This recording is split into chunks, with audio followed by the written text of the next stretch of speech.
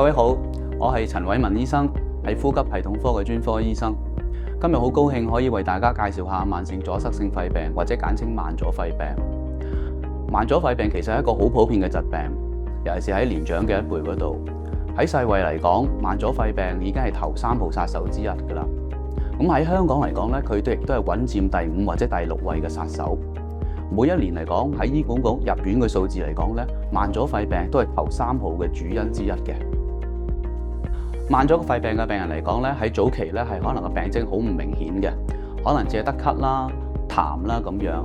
好多時嚟講，佢會覺得呢啲係因為食煙引致到係咁嘅病徵，而唔會覺得佢有特別嘅病。但係開始嚴重嘅話咧，佢哋喺運動啊或者係需要體力勞動嘅情況之下咧，佢會有氣喘嘅情況出現。去到再後期少少，好輕微嘅動作，例如沖涼啊、家居活動啊，甚至靜止嘅狀態咧，都會有氣喘嘅出現嘅。慢阻肺病嘅診斷咧，好多時都要靠肺功能測試嘅。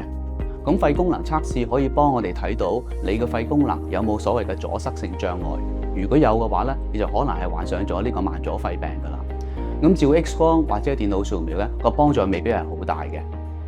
慢阻肺病嘅治療係分非藥物治療啦，同埋藥物治療兩大類嘅。喺非藥物治療嚟講，戒煙係最重要嘅。每年嚟講，我哋亦都會叫病人進行各種嘅防疫注射啦。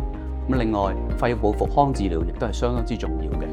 慢阻肺病嘅藥物治療咧，而家我哋通常都係依賴一啲吸入式嘅藥物，例如喺台上邊你見到一系列嘅藥物。呢啲會包括係短效舒張劑啦、長效嘅舒張劑啦，同埋吸入式嘅類固醇。短效舒張劑主要係俾病人提供一個短暫嘅舒緩作用，希望佢哋喺短時間裏邊因為氣喘而得到個舒緩嘅。長效舒張劑就會叫病人嚟講係唔係氣喘都會用，希望佢哋達到每日嘅病徵都係減到最低啦，氣管係盡量嘅舒張。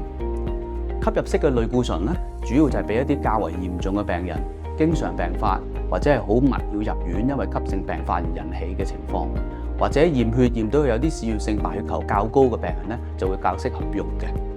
如果閣下對於慢阻肺病有任何嘅疑問，請你向醫生同埋你醫護人員查詢啦。